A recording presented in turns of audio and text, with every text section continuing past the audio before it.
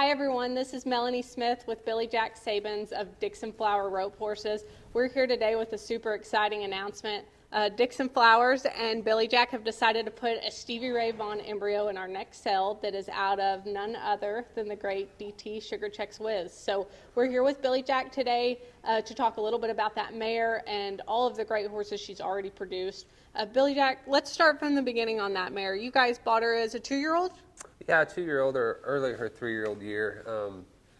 We bought her from Dean Tufton, and JD was showing for Dixon Flowers at the time, and I was still pretty green, I would say, in the show horse deal, especially the show horse deal, but rodeo deal too. I hadn't quite accomplished much yet, but it was pretty neat watching her whole career kind of unfold. Me as being young, not knowing a ton about horses. Whenever I seen her as a 3-year-old, you could tell a special horse, and you always wonder, how far they're going to make it. Then to watch her go through all the training and do good at the shows. Mm-hmm. And of course, me at the time, I'm a rodeo guy, so I was just waiting for my chance to get to rodeo on it. And you never know how it's going to go transitioning from show to a rodeo. I mean, it's the same principle, same fundamentals, but it's harder. Mm-hmm. The atmosphere's different, and everything's different about it. So the run's different, the timing of the run, the whole thing's just different. So you wonder how they will transition into that. And clearly she did great showing. She won junior world championship in the tie down. I believe she won 3rd in the heeling in the juniors and reserve super horse that same year. So she checked all those boxes. We know she's a great show horse now. Then to go under the rodeo deal, you wonder how it's going to be and just how everything unfolded. I think I jackpotted on her for a year, and again, she's a good horse, but I had never rode her at a rodeo until 2019 at Odessa. For whatever reason, was hurt. I rode her. I think we placed there, and then everything just snowballed from there. That was the year. She won Horse of the Year, and I actually ended up 16th. I didn't even make the finals, and I thought that was pretty cool for a horse to win Horse of the Year and not even make the finals. That just shows how much respect everybody had for that everybody mare. thought of her. So it's just been, the whole deal. It's been cool to watch it unfold, and then she checks all those boxes, and then you start breeding her, and is she going to check that box too? And she's proven in that area too. So she's Absolutely. Been super special in every way. So let's talk a little bit about that, where that mare was a show horse and she went in as a rodeo horse, because we don't see that all the time. Right. A lot of horses that are good show horses may not quite have the power and the umph to be big time rodeo horses, and some of the rodeo horses just aren't showy enough to be. Right. Yeah. And so let's talk a little bit about what makes that mare special and why she's able to do both. I think her greatest quality, and all of her colts' greatest qualities, she has the best mind you could ever imagine. The shows, they're quiet. There's not a lot of stuff going on. And I think that's probably the biggest thing that you're unsure about whenever you take them to the rodeo scene or whatever, is they got to be ready to walk a mile through the fair at Puyallup and then get there and fireworks and everything. I mean, you could put a child on her and take her 4th of July down the main street. She wouldn't care at all. So to me, that's the biggest thing. And then obviously they have to have the athletic ability and Sure. the try too. Yep. You know what I mean? It's kind of all of those things together. And I haven't been around all of her colts, but of course I've seen Dark Side and been around him a lot. And then we've seen, and I know you've spent a lot of time on Biggs, the Notorious B.I.G., and I think it's obvious on both of those horses. And one thing we've said from the beginning, Miles and Trevor have said from the beginning about Dark Side, is his mind is incomparable. Yeah. I've been around a majority of them quite a bit, especially as babies, right? So you go out there, and my wife will have some kind of racehorse type bred colts and this and that, and you can tell a sugar baby, because they're never a problem. We've never had one that's hard to halter, or that we have a ton of trouble handling as a baby or whatever, and you can tell that right off. And Biggs, and Dark Side, I was around him a decent amount before you guys got him. you can just, there's something different about them, just like Miles and them have said the whole time. Whatever it is, they're different for Yeah, sure. yeah, and they just want to be a good horse. Yeah, and I think there's a lot to be said for that. And Sugar was that way, you know. And I've kind of learned to, you know, there's a lot of good horses out there. There's a lot of, you know, borderline great horses. But what makes a good horse great is when they mess up, you still win on them. You know what I mean? You can still win. Like, the horses that mess up and then get in your way doing it, that's a problem. You know what I mean? Because every horse is going to make a mistake, but if they make a mistake and end up on the right side of it when it's over with, that's the difference. And that's how Sugar was, and you know, Biggs and all them colts kind of seem that way. Yeah, there's sometimes they're green or whatever, and you don't have the feel that you exactly want, but they still, they're winners. Yes. And Yep, they just win. that's just how it is. Yes. I mean, So let's talk a little bit about you guys' breeding decisions on this mare. I think y'all have calculated and thought and really planned all the breedings on her so well. She's been bred to, in my opinion, everything I would have chosen to breed her to. And Stevie on this Embryo is a no-brainer. Yeah, you know, throughout the process, there has been a lot of time spent thinking about it. I don't really know. It's usually,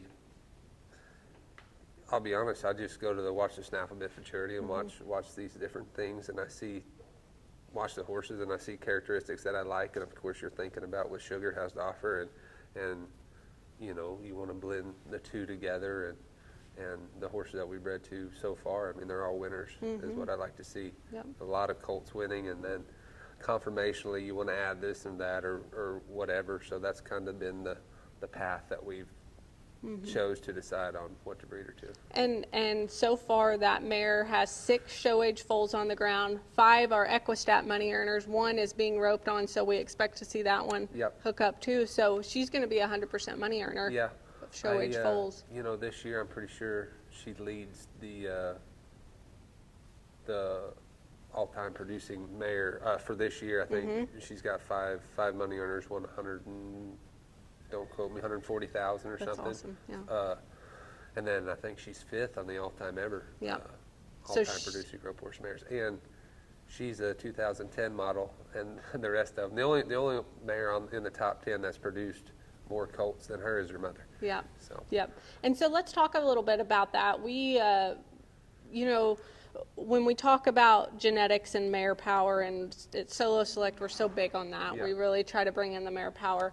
We're always excited when we have a strong first dam, because that definitely indicates that we have a mare that there's a good chance she's going to be a producer. Yeah. You probably quadruple that when you have a second and third dam that have been big producers. And this mare's entire female line is huge in rope horses. And so we talk right now about how the rope horse is evolving, and we're actually breeding for rope horses now and things like that. This mare is the prime example of that. So talk a little bit about her second and third dam and what you know about him. You know, I know Dean. I talked to Dean quite a bit, and I don't know exactly what Sugar's mother produced, but several AQHA world champions and money earners, and she's still going. And there's some that aren't even showing. I've seen some 4 and 5 year old that Dean showed me stuff at the Regatta Buckle, and they look good.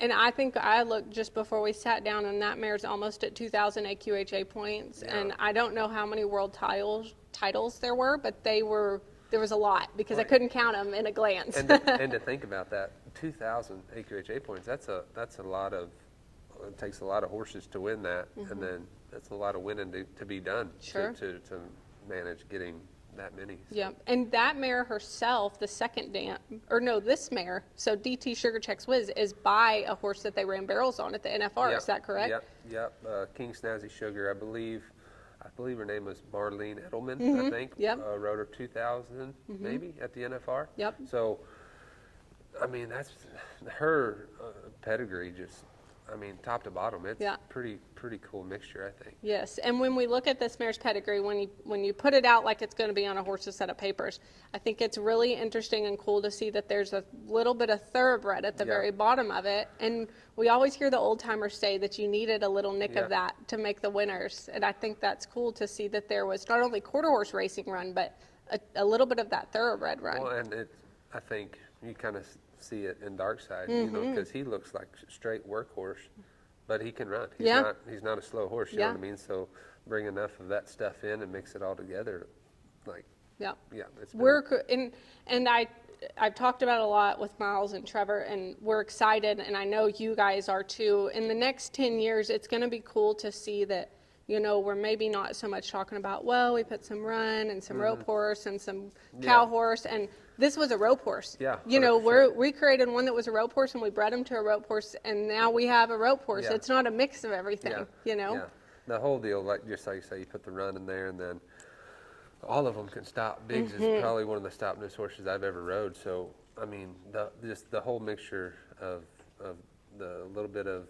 appendix bred, and then, you know, you go into like the quarter horse, race horse type deal on the top, and then all the cow horse producing mares on the bottom. Yep. So this embryo is by Stevie. He needs no introduction. No. Probably the hottest sire going right now. By Metallic Cat out of a great dual ray mare. He won the futurity himself. He's produced one that's won the cut futurity. I'm sure there's a lot more to come. Yeah. The rope horses are minimal still right now. We just haven't seen a lot of them, but we have Pride and Joy Kilo that we're roping on that is Stevie stud, and that horse has been phenomenal to rope on. And I think, you know, when Miles and I talk about him, one thing that Miles really loves about that horse is he can take it. Like, we went to the Riata Buckle on a 4-year-old, and we mashed the gas, and that horse was solid the whole time. And when we talk about Stevies, you hear that across the cow horse and the cutting pen. They can take that pressure and bounce right back from it. Yeah. And so I think when we put that on a mare like this, I mean, what a more perfect cross. You know, and in the horse business, there's no guarantee, but, you know, I'm sitting here, I was thinking about it whenever I was driving here.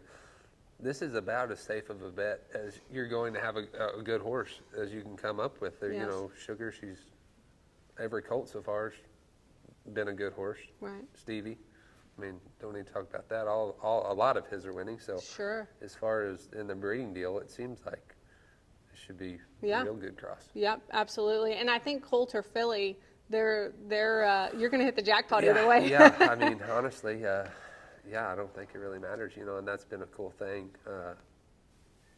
You hear about, you know, the geldings or the studs are better than the fillies out of this certain mare, certain cross. Sugar's not been like that so far, you know. DT, Hickory Blue Steel, she's the highest producing colt that she's had so far, and she does it in the heading, the heeling, and the calf rope, and I think that's just another testament to the mind that Sugar's going to put on them. Because to train a 4-year-old in 3 different events, I mean, the cow horse people do it. But one thing about the roping that is different is in all 3 of those events, you back them into a corner and you ask them to sit dead still. And then when you send them to go. And for her to take that and be good in the box and do all those things good still, that takes a really good horse, especially to do it as a 4-year-old. Absolutely, absolutely. So one thing that I think is important to note on this is not only are you going to buy an embryo, but Dixon Flowers has done such an amazing job of promoting Sugar.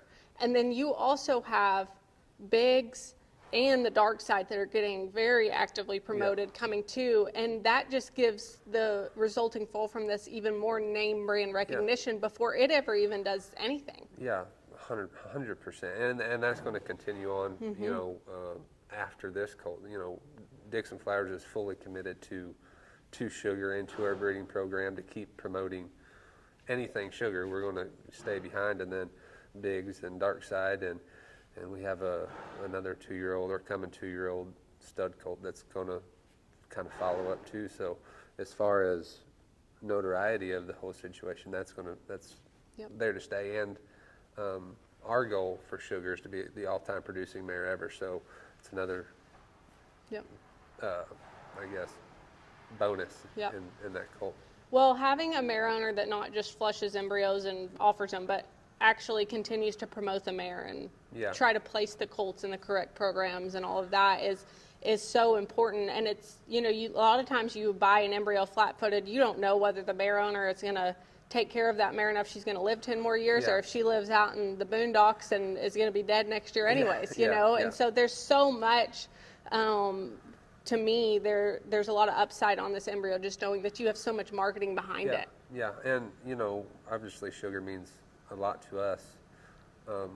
So to offer, first time ever to publicly offer a little piece of her legacy, in my mind, to the public, that's a pretty cool deal, and I'm excited to see what happens. And it's been exciting to see with all of them colts. There's been different people start them. They've been through different programs. There's not been a blueprint of just the world's best trainers riding every one of them. You know what I mean? It's been a little bit different, and they're all making good horses. Yes. So it's not like you're going to have to buy this colt. And the old adage of great horses make great horse trainers, I think these colts are helping that Absolutely. a lot. Absolutely. This embryo is going to be available in our Christmas Eve sale. We want, as a buyer, we want to make sure that you're comfortable and informed on buying these embryos. These embryos can all be insured. They will have a pregnancy exam done the day before the sale that shows this recip is pregnant, safe and full, good strong heartbeat, everything's good. We want you guys to be able to buy with confidence. I know buying embryos is a little bit new for some of the rope horse people. My phone number is all over that online sale, and I am more than happy to talk anybody through the process of what it looks like to buy this embryo, foal it out, make sure the paperwork's all straight, all of that. That's what we're here for. We're more than happy to talk to you about that. Thank you guys for giving us the opportunity to sell this embryo, and we're especially looking forward to seeing where it ends up. Yeah, yeah, for sure.